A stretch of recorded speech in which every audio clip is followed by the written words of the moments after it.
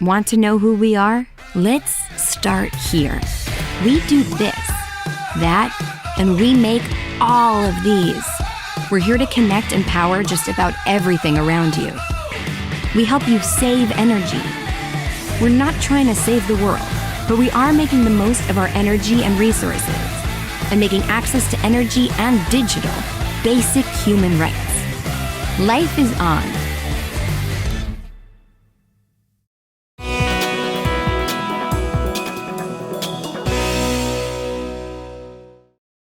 So bringing that information forward is a really key part of Industry 4.0, making that that connection between what's happening on the floor and the operator in the control room. So Vic, I know you're consulting on digital transformation initiatives and moving to Industry 4.0, moving companies into the smart factory. How would you say that modern control systems facilitate the digitalization of production lines and smart factory, and bringing it back to the pandemic, how does that really help in times of crisis? Yeah, good question, Christina. I mean, digital transformation is a multi-step process, but we really have to start with the business goal and the expected outcome to identify the high priority digital transformation initiatives that bring maximum value. Once this is established, a gap analysis is performed to look at, what are the top priorities, that we should be looking at. Where's the value? By starting with a business goal, we ensure that the project will be a success. Either primarily measured by improved quality or productivity, or ultimately improve financial performance, which in many cases is really, the key thing, is really what matters. And modern control systems are, very fast, provide high fidelity data as a result of their speed, of their lightning fast scan times. Many also have the ability to capture and store locally gigabytes of production data, as well as direct communication protocols for SQL and FTP and OPC UA and MQTT and many, many more. And this enables the control systems to store data to databases, either on-prem or on cloud for analysis. One of digital transformation's value points really comes from improving the business by deciphering the data, and I mean lots and lots of data, into production process improvements. One must also look at eliminating manually entered paperwork and Excel spreadsheets from the shop floor and automatically capturing this production process data directly from the equipment.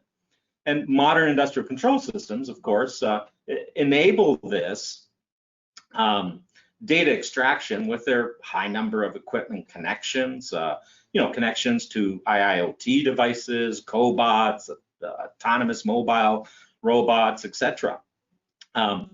So today's control system easily connects to external databases and cloud storage. And this data can, reside in local data ponds or private public clouds.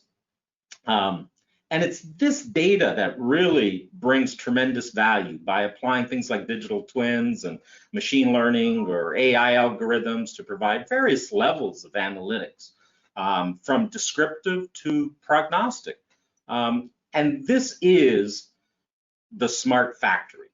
And this is what I think, we strive for, many of our clients strive for, to get to, this level where, the factory has a certain level of intelligence and data that can be analyzed to really squeeze the final tweaks out of optimizing, the whole plant. And in a time of crises, operations and the business really need easy and detailed access to operational visibility across the organization to be able to make the best decisions. When the traditional support people at your side are all remote, one has to rely on the support information of the control system to make optimal decisions. That's kind of in a snapshot, my thoughts around it. Yeah, I mean, that's a great overview of all the components. I mean, John, do you have anything that you want to add to what Vic's already outlined about the role of the smart factory? No, I think Vic had a very fine point there when he started by saying you have to start with your business objectives. What are you trying to accomplish? Because when you look at modern industrial technologies, not all of them actually start with a control system, right? So, for example, if I'm looking to optimize a process, we may be doing things I hear them called shadow sensing. What's that? Well, instead of having to plug everything into a PLC, which may have a very high price point because I have to run conduit, I have to have remote I/O, I have to buy these transmitters. When you look at things like the industrial Internet of Things and the capabilities that brings to play, well, I can now read information at maybe less than an order of magnitude of cost than it would if I had to pipe that whole thing into my control system to give me more data to make better decisions. Just a moment ago, we were talking about the need for ease of use because we have more people from more organizations that need to be able to leverage that data.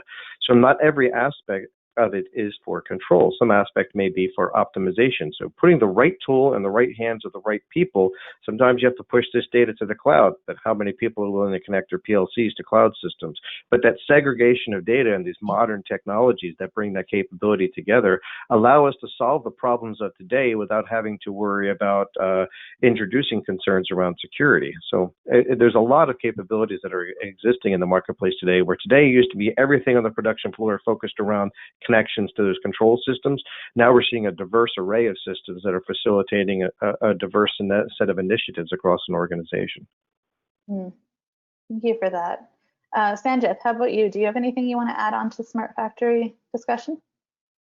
Yeah, I mean, if I look at smart factories, I think the phrase smart factory is in an evolution, itself today as we see, modernization and industrial control systems becoming faster, more efficient. So I think smart factories in an evolution. So when we look at smart factories, we can't just look at it from a production line perspective anymore. We've got to look up of the production line, right up to the supply chain. You've got to look past the production line all the way to logistics to your customer. And I think in doing that, you start looking at it more of an ecosystem. So we move from smart factories to smart plants and smart manufacturing. And I think when we do that, one of the key components in order for us to achieve the smart technology, the smart factory, the smart manufacturing, is by having smart devices. And it's by using industrial control systems and devices that are modern and equipped to give you that level of flexibility. So for me, I think there's so many things when you look at a smart factory, but I think it's bigger than just the production line. I think we've got to look at it as an entire ecosystem. And if we look at the concept again from farm to fork, and if we consider anything inside of that to me is the ecosystem that we need to look at and consider in terms of being the smart factory initiative. Yeah, a little bit more of a holistic approach. Maybe we're getting tied up in jargon a little bit in terms of smart factory itself, but smart operations maybe. Christian, how about you? Do you have anything you want to add? Well, I guess everything has been said, but on a different point of view, well, actually on an integrator's point of view, what I like with new modern industrial control system is the ease of use. Can it be on a point of view of the integrator or the end users? So, well, there is a quite brilliant person that I saw an interview a couple of days ago, which is Steve Jobs. Actually, he said we need to make the customer experience the best thing on the market. So instead of asking the engineers what can we do with what you have invented, they said we need to have this final result, and then we'll go see the engineers and then build this according to our user experience requirement. So we do it the other way around.